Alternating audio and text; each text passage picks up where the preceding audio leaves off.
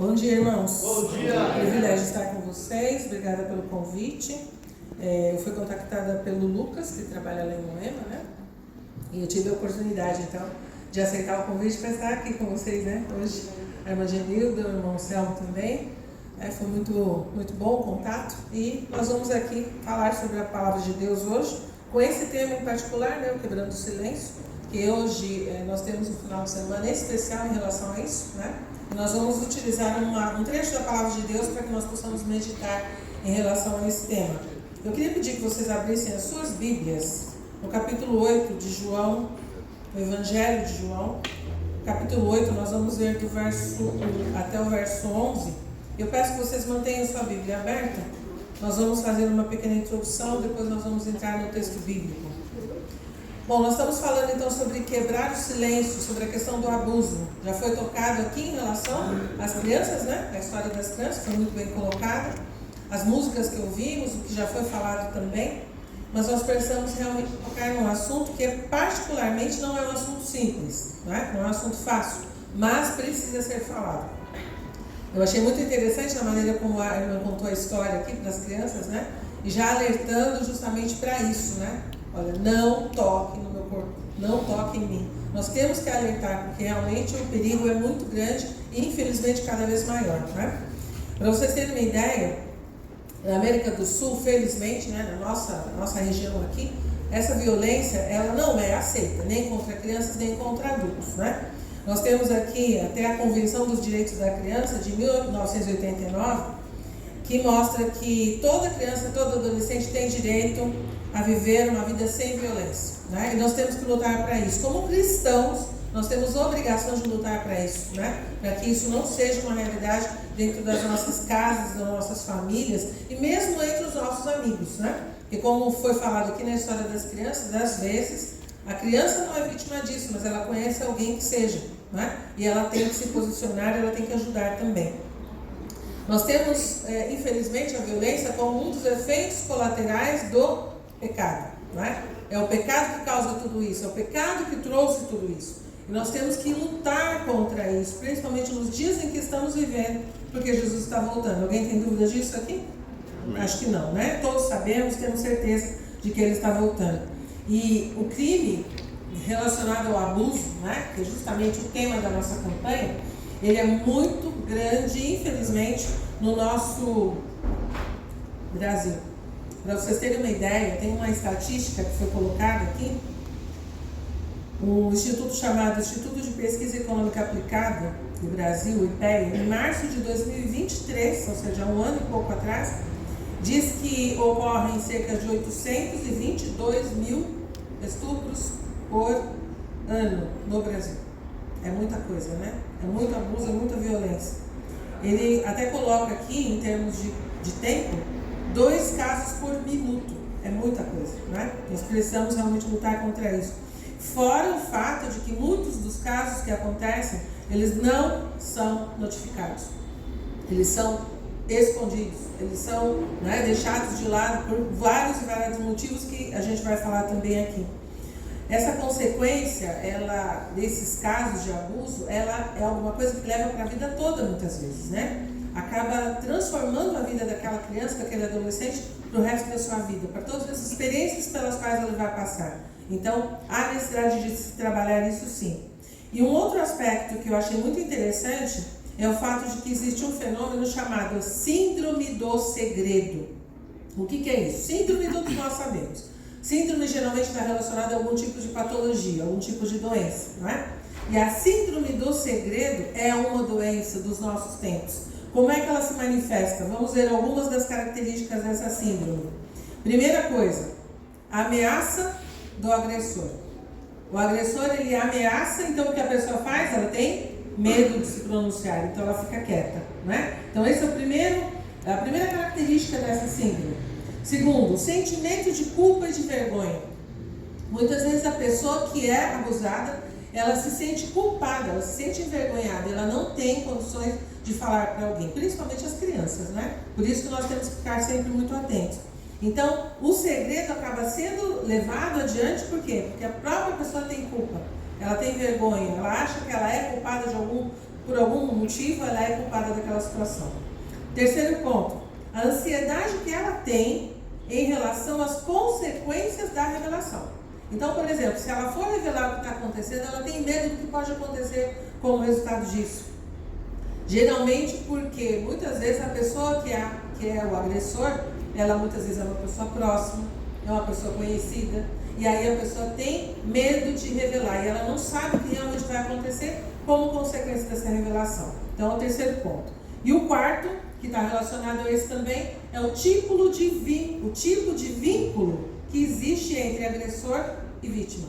Então muitas vezes o agressor é uma pessoa próxima, é uma pessoa acima de qualquer suspeita, é uma pessoa da família, é uma pessoa, às vezes, não da família, mas um amigo próximo.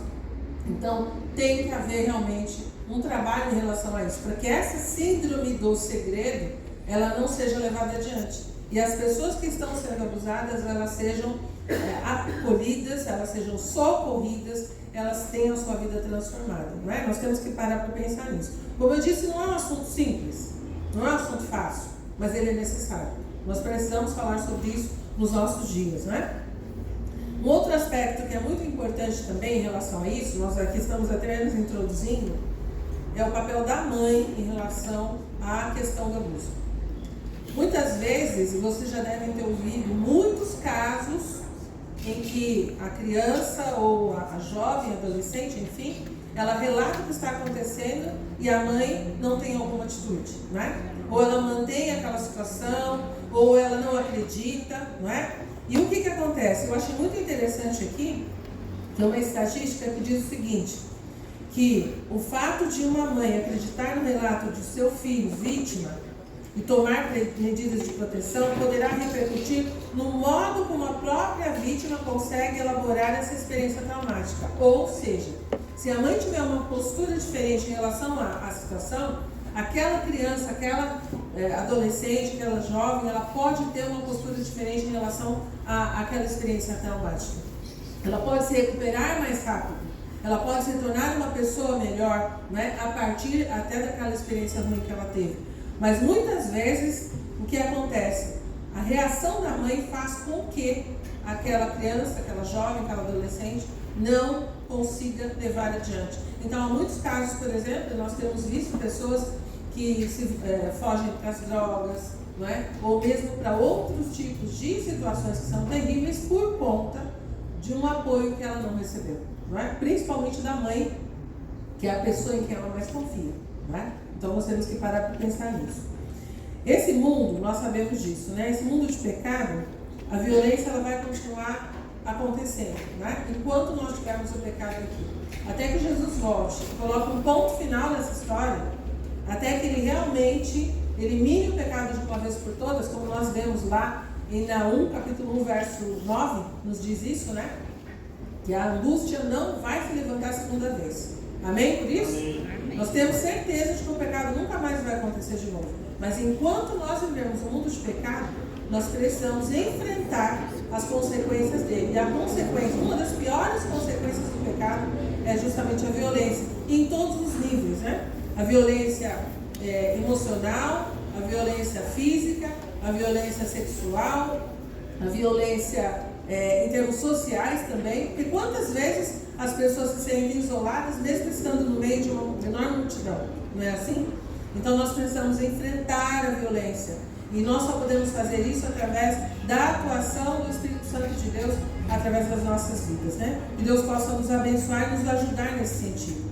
E nós encontramos então um texto bíblico que nos fala sobre isso. Não fala exatamente sobre a violência contra jovens ou crianças ou adolescentes, mas nos mostra como Jesus enfrentou a violência, como ele encarou a violência, quais foram as ações que ele tomou para fazer com que a violência fosse minimizada em relação a uma determinada situação. Então nós temos ali capítulo 8 do Evangelho de João, do verso 1 até o verso 11. Antes de nós lermos, vamos orar mais uma vez? Santo e eterno Deus, maravilhoso Pai, nós te louvamos e te agradecemos porque estamos na tua casa de oração nessa manhã, porque estamos unidos em torno de um único propósito, que é o de louvar, engrandecer, exaltar e glorificar o teu santo nome. Querido Pai, nós queremos suplicar que agora que vamos abrir a tua palavra, agora que vamos estudar esse episódio extremamente significativo, da maneira como Jesus lidou com a violência, que nós possamos, ó Pai, tirar lições preciosas para a nossa vida e para aqueles que nos cercam também. Fica conosco, Senhor, dá-nos o teu Espírito Santo. Te pedimos agradecidos em nome de Jesus. Amém. Amém. Então vamos ler o texto. Um texto bastante conhecido de todos nós, mas como a palavra de Deus ela é viva, nós sempre tiramos lições novas, nós sempre aprendemos coisas novas. Eu confesso para vocês que eu aprendi, eu tenho certeza que vocês também vão aprender nessa manhã. Começando do verso 1, diz assim: Jesus, porém, foi para o Monte das Oliveiras, e pela manhã cedo tornou para o templo, e todo o povo vinha ter com ele, e assentando-se, os ensinava. E os escribas e fariseus trouxeram-lhe uma mulher apanhada em adultério, e pondo-a no meio, disseram-lhe: Mestre, esta mulher foi apanhada no próprio ato adulterando, e na lei nos mandou Moisés que as tais sejam apedrejadas. Tu, pois, que dizes? Isso diziam eles, tentando-o, para que tivessem de que o acusar. Mas Jesus, inclinando-se, escrevia com o dedo na terra. E como insistissem, perguntando-lhe, endireitou-se e disse-lhes: Aquele que de entre vós está sem pecado, seja o primeiro que atire pedra contra ela. E tornando a inclinar-se, escrevia na terra. Porém, ouvindo eles isto, acusados pela consciência, saíram um, a começar pelos mais velhos até os últimos. Ficou só Jesus e a mulher que estava no meio. Endireitando-se Jesus e não vendo ninguém mais do que a mulher, disse-lhe: Mulher, onde estão os teus acusadores? Ninguém te condenou? E ela disse: Ninguém, Senhor. E disse-lhe Jesus: Nem eu também te condeno. Vai-te e não peques mais. Bom, vamos pensar um pouco então nesse texto bíblico que nos traz algumas formas, né? A melhor maneira, na verdade, de como nós devemos lidar com a violência. Primeiro ponto, nós observamos uma coisa aqui, vocês já observaram logo no começo, juntamente comigo. Aqui eles dizem assim: os escribas e fariseus trouxeram uma mulher apanhada em adultério. E depois eles mesmos dizem: Mestre, essa mulher foi apanhada no próprio ato adulterando. Quantas vezes nós temos uma violência que é premeditada? Muitas violências que nós vemos por esse mundo afora, elas acontecem no auge de uma discussão, no auge de um momento, de uma ira, de um temperamento descontrolado, não é assim? Infelizmente, quantos casos de crimes nós temos visto nos últimos tempos de pessoas que usaram o carro como uma arma, não é? Que saíram às vezes de uma discussão de trânsito e simplesmente tiraram a vida de um pai de família, de uma pessoa, por um destempero emocional, né? Uma coisa de momento. Mas muitas vezes nós temos uma violência que é pensada, que é planejada, e essa é a pior de todas. Por quê?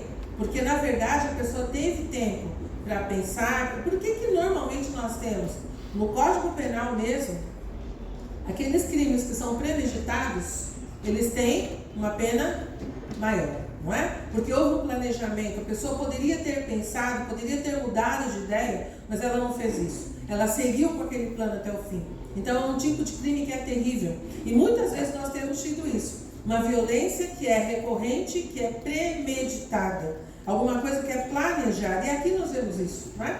Nós sabemos que, até ontem à noite eu estava comentando com algumas pessoas com quem geralmente eu oro, nós temos um grupo de oração ali, e ali nós percebemos uma coisa bem interessante, como Jesus era perseguido, e era perseguido o tempo todo. Vocês imaginam viver numa situação em que todas as palavras que você fala, tudo que você age, todas as formas que você pensa em fazer alguma coisa, tem alguém atrás olhando? Tem alguém atrás criticando, tem alguém atrás esperando encontrar alguma falha para pegar a pessoa, não é? Era assim com Jesus, o tempo todo Jesus era perseguido, né? Então nós temos ali uma violência que foi planejada, foi alguma coisa planejada. Mesmo porque é alguma coisa que muitas pessoas não param para pensar. Se aquela mulher foi pega em flagrante adultério, onde estava o parceiro dela? Ninguém adultera sozinho, certo? Ninguém adultera sozinho. Só que somente a mulher foi levada. para que fosse apedrejado. Então é uma coisa muito séria, né? E aí nós vemos que, claro, os fariseus, os doutores da lei, eles sempre pensavam em alguma coisa, não só para pegar Jesus, mas também para justificar aquilo que eles estavam fazendo, né? Eles sempre tentavam, de alguma maneira, encontrar uma resposta na palavra ou alguma coisa na palavra que pudesse justificar o que eles estavam fazendo. Mas nós sabemos que não existe justificativa para o pecado. Nem justificativa para o pecado e nem justificativa para tentar explicá-lo ou de alguma forma desculpá-lo. O pecado ele não tem justificativa. Ellen White nos diz assim, que se houvesse alguma explicação, alguma justificativa para o pecado, Jesus não precisaria ter vindo aqui morrer por nós. Então o simples fato do pecado não poder ser explicado nem justificado já é suficiente para nós pensarmos o que Jesus estava fazendo ali, como é que ele estava lidando com isso. Nós temos que observar uma coisa. Normalmente, esse tipo de violência, que é recorrente, que é premeditada, as pessoas que a fazem, elas deixam marcas, elas deixam pistas. E nós temos que ter o quê? Atenção redobrada. Por isso é tão importante tomar atenção, prestar atenção nas crianças, nos jovens, nos adolescentes, se há mudança de comportamento, se há algum tipo de mudança de humor muito rápida. O que está acontecendo? Chegar e conversar. É muito importante que isso seja feito, né? Porque os agressores, eles deixam pistas. Sempre deixam pistas. Nós temos que estar atentos. Mas aí nós vemos uma coisa interessante, não é? Quando essa mulher foi colocada ali, diante de Jesus, e eles então disseram, essa mulher foi pega em adultério e Moisés manda apedrejar. O que você diz? Eles queriam que Jesus tivesse uma das duas respostas possíveis. Quais seriam?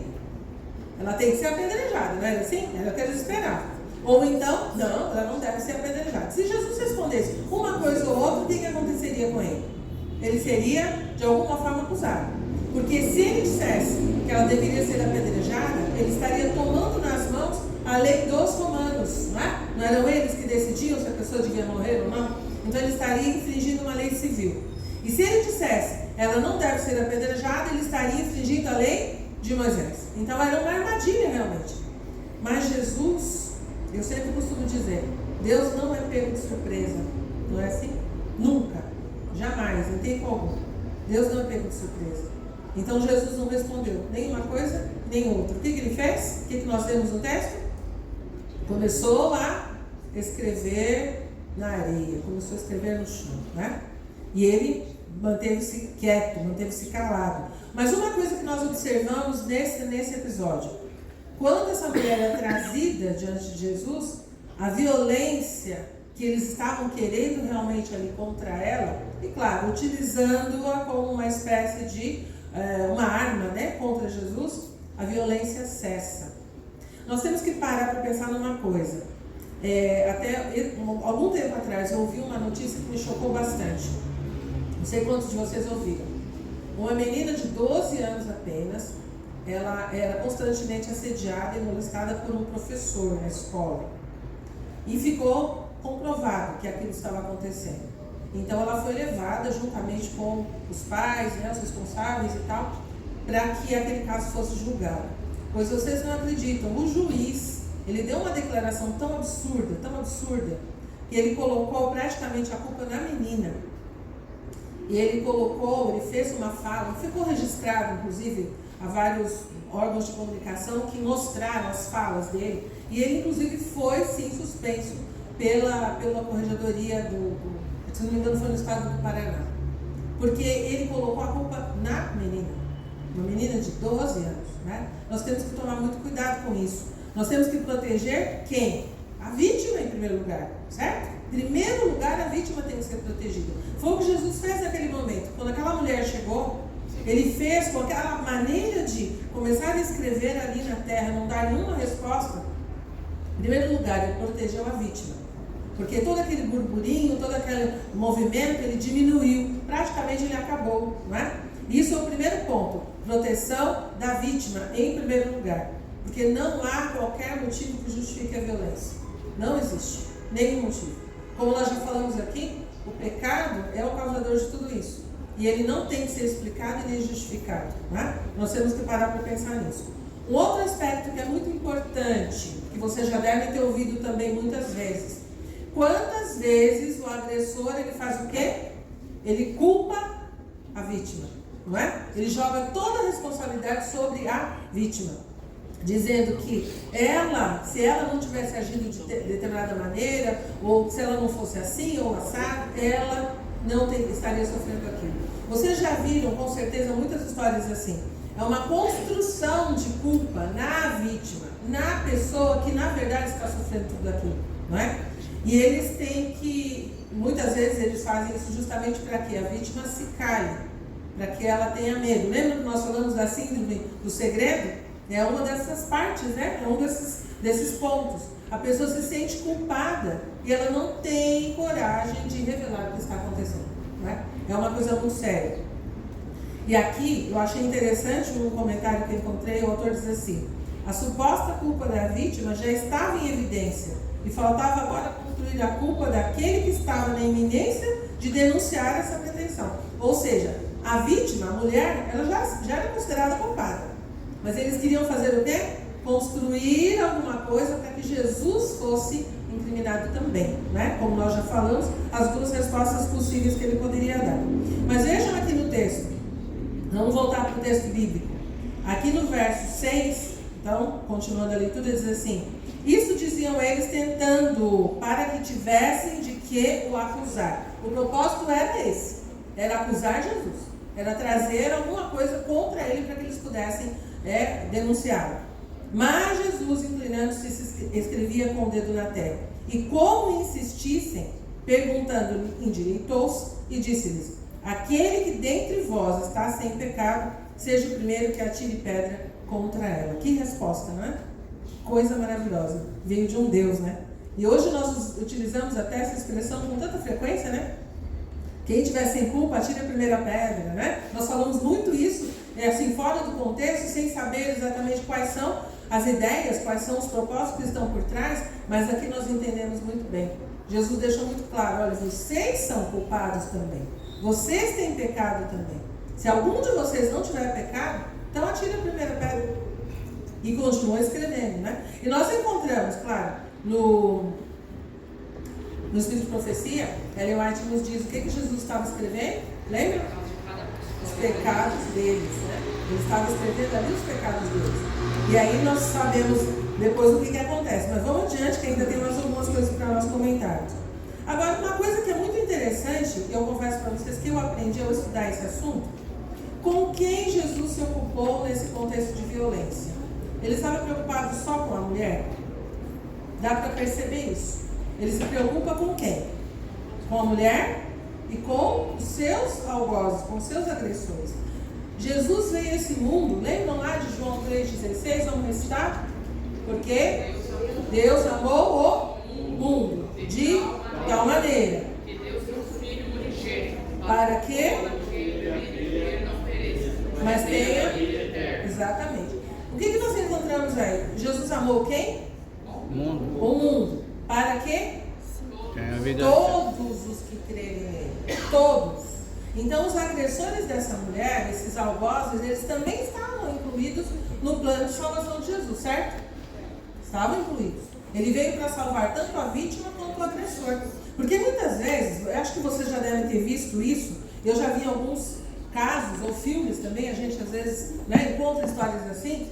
Nós sabemos que há pessoas que agridem, que cometem continuamente aquele tipo de abuso e ela mesma não tem consciência do que ela está fazendo, não é? Ela nunca foi confrontada de alguma maneira, mostrando: olha, eu estou fazendo uma coisa que é muito errada, ou eu estou fazendo alguma coisa que está prejudicando, que está destruindo a vida do outro. Muitas vezes o que acontece? O próprio agressor, ele não tem consciência do que ele está fazendo. O inimigo, ele consegue cegar tanto a mente, o coração, os olhos de uma pessoa, que ela não tem consciência. Você já deve ter observado, hoje no mundo que nós vivemos, um bandido chega e ele tira as coisas que você tem e ele acha que ele está fazendo alguma coisa errada? Não.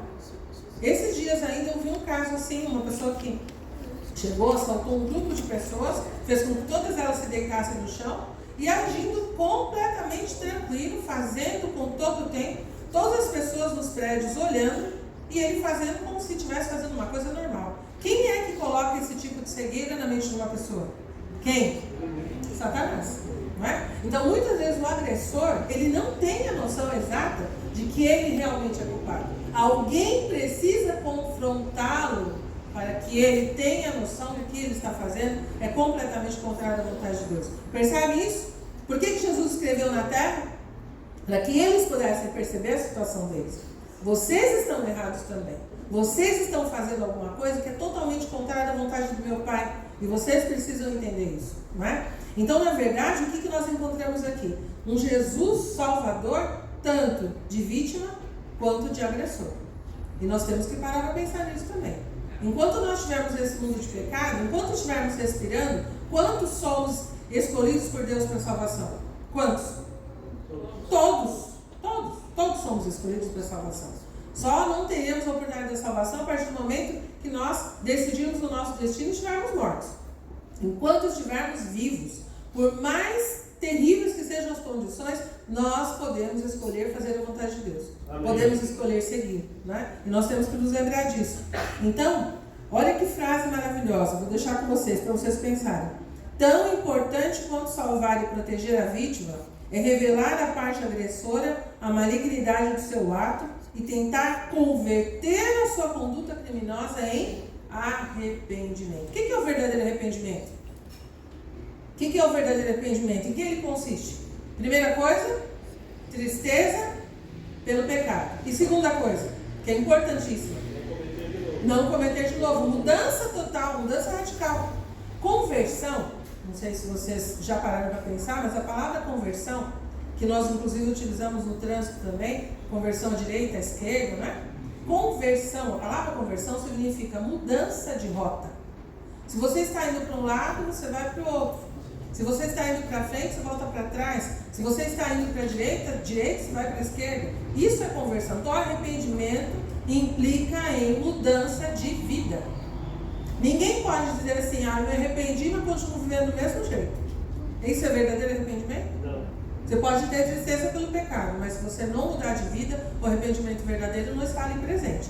Então, nós temos que pensar nisso. E Jesus, quando fala, tanto com a vítima quanto com o agressor, ele quer isso. Ele quer que o agressor tenha consciência do que ele está fazendo e que ele promova uma mudança de comportamento, uma mudança de vida, que ele abandone aquilo que ele vinha fazendo, né? Um outro aspecto que é importante nós lembrarmos também em relação ao agressor. Muitas vezes ele foi uma vítima também de algum tipo de abuso no passado. E ele acaba repetindo aquele padrão em relação a outras pessoas que estão ali sob a sua influência. Não é? Nós temos que parar para pensar, todos nós somos vítimas do pecado. Todos nós, de uma forma ou de outra, somos afetados pelo que o pecado causou nesse planeta. Então nós temos que parar para pensar nisso, né? As pessoas, elas também sofrem, elas também passam por traumas. Aqui diz trauma, iras, patologias, vingança, enfim, há muitas coisas envolvidas, né? E nós temos que parar para pensar nisso. E aí Jesus fez o quê? Ele conseguiu demover aqueles agressores de continuar sendo violentos, de continuar no seu propósito ali, de acusar aquela pessoa e de querer que aquela pessoa fosse morta a qualquer custo, sendo que eles também eram vítimas, né, de alguma forma, porque eles também precisavam dessa salvação, precisavam de uma libertação. Libertação do pecado, libertação do mal, libertação de toda a influência do pecado sobre a vida deles. E como eu disse antes, muitas vezes nós pensamos, será que a pessoa não tem mesmo consciência de que ela está fazendo errado? Muitas vezes o inimigo cega o entendimento das pessoas, né? Nós temos que nos lembrar disso. Enquanto estivermos nesse mundo de pecado, infelizmente, é isso que muitas vezes nós vamos ver. Mas nós podemos sim, através da atuação do Espírito Santo, através do poder de Deus, pedir a libertação para essas pessoas, né? E podemos evitar que esse tipo de comportamento ele continue sendo alguma coisa recorrente, que traga tanto malefício, tantos prejuízos para a vida das pessoas, né? E aí nós vemos, vamos lá de novo no texto, do verso 8 em diante, diz assim: tornando a inclinar-se, escrevia na terra. Porém, ouvindo eles isto, acusados pela consciência, saíram um a um, a começar pelos mais velhos até os últimos, e ficou só Jesus e a mulher que estava no meio. Vamos parar um pouquinho aí. Quando ele disse, quem não tiver pecado, atire a primeira pedra. O que aconteceu? O que aconteceu? Todos largaram as pedras e foram saindo em silêncio. Aquele burburinho, aquele movimento todo, aquele clima, diria assim, de linchamento foi completamente desfeito, não é? E uma coisa que chama muita atenção, vocês prestarem atenção aqui no começo do verso 9, porém, ouvindo eles isto, acusados por quem? Acusados por quem? Começo do verso 9, o que diz aí? Acusados pela consciência, acusados pela própria consciência. Quem é a nossa consciência mesmo? O Espírito Santo. Então, o próprio Espírito Santo falou no coração deles: vocês também estão errados. Vocês também estão praticando aquilo que não é de acordo com a vontade de Deus, de acordo com a sua lei. E eles começaram a largar as pedras, né? As pedras foram caindo e eles foram indo embora. E aí nós vemos no final, no verso 9, né? Diz: ficou só Jesus e a mulher que estava no meio. Imagina a situação. Então nós tínhamos ali um grupo de pessoas raivosas, iradas, querendo sangue, querendo, né, aquela pena capital, como a gente chama, né, o apedrejamento, e de repente só Jesus e a mulher, porque todos foram acusados pela própria consciência, ou seja, o Espírito Santo falou o coração deles naquele momento, né? E aí nós vemos o verso 10: endireitando-se Jesus e não vendo ninguém mais do que a mulher, disse: mulher, onde estão aqueles teus acusadores? Ninguém te condenou? Olha que pergunta, né? Onde estão aqueles acusadores? Por que os acusadores foram embora? Por que ninguém condenou? Porque eles também sabiam das próprias condições, né? Eles reconheceram o seu próprio pecado. Não sabemos se eles se arrependeram por completo e mudaram de atitude, mas uma coisa é certa: naquele momento eles acordaram pela sua própria realidade, né? E mudaram realmente o seu comportamento, aquela sede de sangue, de vingança que eles tinham naquele momento, eles simplesmente abandonaram, né?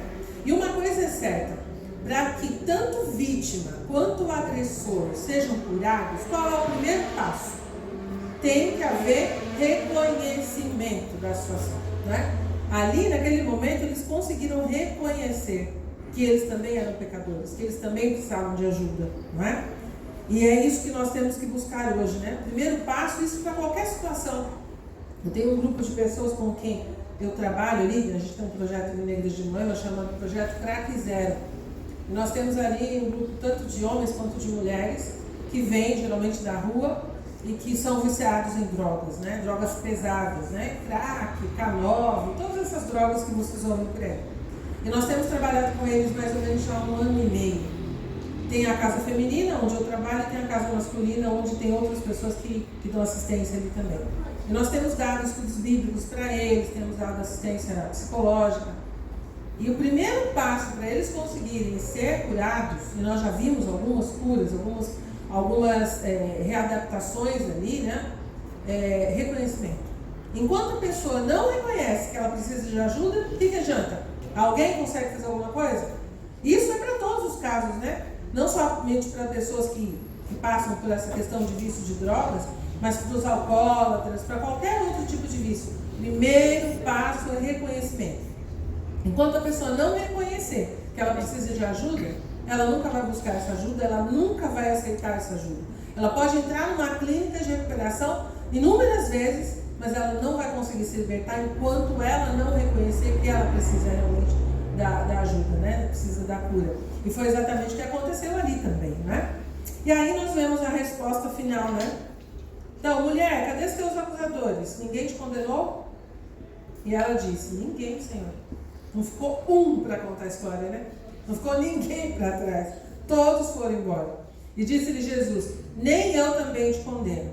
Vai-te e não peques mais. Amém por isso, né? Resposta linda que Jesus deu a ela. E eu fico pensando, hoje em dia vocês já devem ter ouvido muitas pessoas que muitas vezes param somente nessa primeira parte da resposta de Jesus. Nem eu também te condeno. Realmente nós não estamos aqui para ser juízes de ninguém. O único juiz correto, certo, é quem? Deus. É Deus. Porque Ele conhece todos os lados da história, Ele sabe todas as coisas envolvidas, Ele sabe a minha versão, a sua versão, a versão do outro, Ele sabe tudo. não é? Ele sabe tudo em que aquela circunstância está incluída.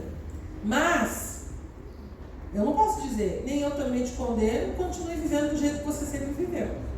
O arrependimento, nós acabamos de falar, ele implica em quê?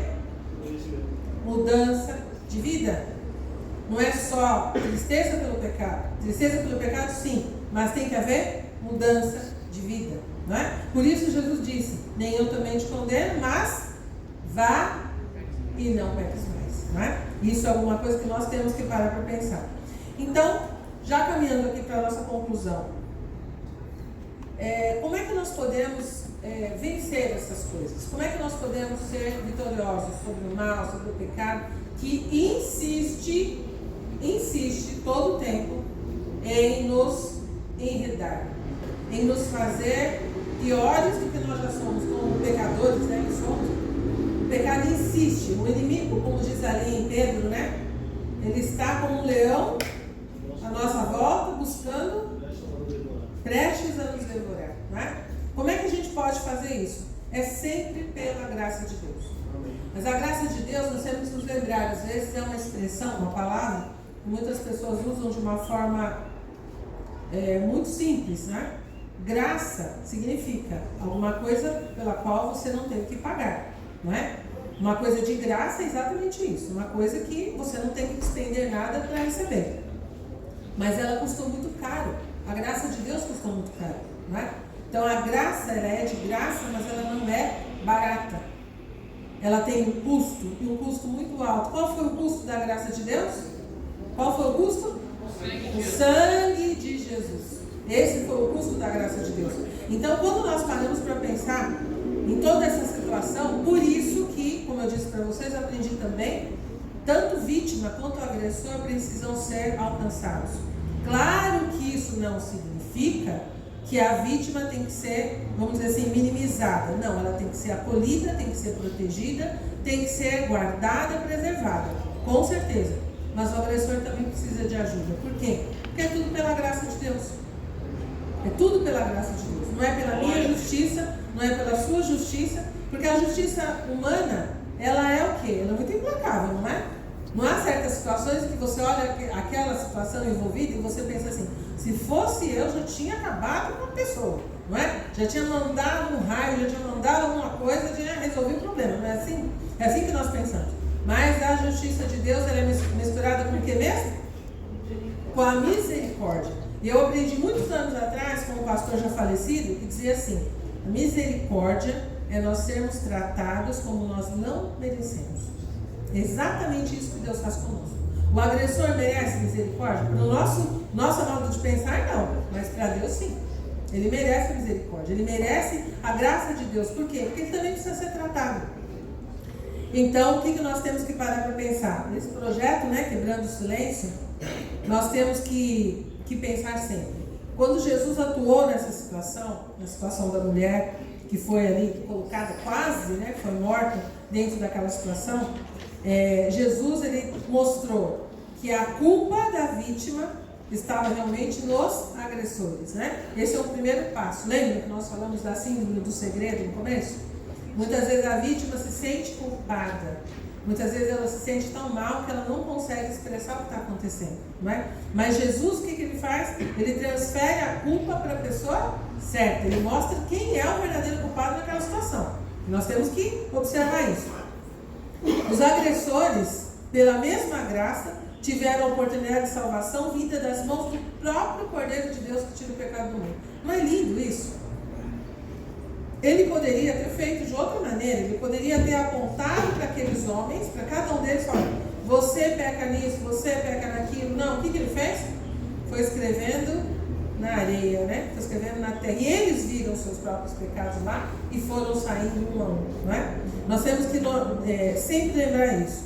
A sentença final em relação ao pecado é sempre o quê? Em primeiro lugar, que a vítima, como nós já falamos, seja protegida, seja amparada, seja cuidada. Mas o agressor também precisa ter algum tipo de tratamento para que ele possa reconhecer a sua verdadeira condição e possa, inclusive, eliminar esse comportamento. Porque muitas vezes essa vítima pode ser salva das mãos dele, mas se ele encontrar uma outra vítima, Ele pode repetir um padrão de comportamento, né? E isso é muito sério, né? Então, a pergunta fica para nós hoje, né? Quem é você nesse cenário? Pode ser que você seja vítima, pode ser que você seja um agressor, pode ser que sejam ambos. Mas hoje, né, esse projeto Quebrando o Silêncio, que a nossa igreja tem levado já há alguns anos, ele tem como objetivo fazer o quê? Trazer a libertação e trazer o perdão. Nós temos que sair daqui hoje com a certeza de que nós somos libertados pelo poder de Deus e somos perdoados pelo mesmo Deus. Eu sempre costumo dizer, quando eu dou estudo bíblico, quando nós pensamos a morte de Jesus na cruz, nós temos que lembrar de uma coisa que é mais importante de tudo. Jesus morreu por quantos pecados? Ou que tipos de pecados? Todos. Todos os pecados, de todos os tempos, de todas as pessoas, todos os níveis de gradação, todos os níveis de intensidade, todos os pecados foram contemplados pela morte de Jesus na cruz. Se nós não crermos nisso, não tem sentido o que nós estamos fazendo aqui. Não tem sentido nós sermos chamados de cristãos. Cristão é o quê? É aquele que segue a Cristo. E ele nos ensinou. Todos os pecados foram colocados sobre ele. O que nos diz lá em Isaías 53? Ele morreu pelas nossas iniquidades, não é? Pelas suas pisaduras somos sarados, não é? Ele fez tudo o que era necessário para que nós pudéssemos ser salvos. Então, todos os pecados podem ser perdoados, sim. Não é fácil? Claro que não é. Não é fácil. Perdoar não é fácil. Esquecer não é fácil, mas nós podemos fazer isso. Pelo poder de Deus é possível.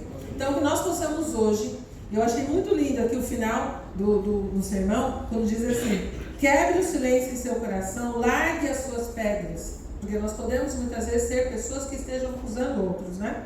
Busque ajuda para cessar a violência, seja ela sofrida ou praticada por você. Que Deus nos abençoe, que nós possamos entender isso, né? Vivemos tempos difíceis, irmãos. Tempos muito difíceis. Nós estamos cada vez mais próximos à volta de Jesus, e quanto mais próximos, mais difícil vai ficar. Mas nós temos que fazer o quê? Hoje, buscar o poder do Espírito Santo na nossa vida. Amém. É somente Ele que pode transformar o nosso coração, somente Ele que pode nos fazer novas criaturas. Não diz lá em 1 Coríntios 5,17?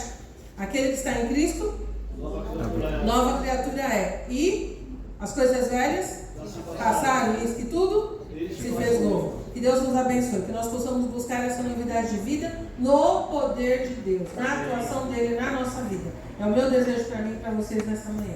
Amém.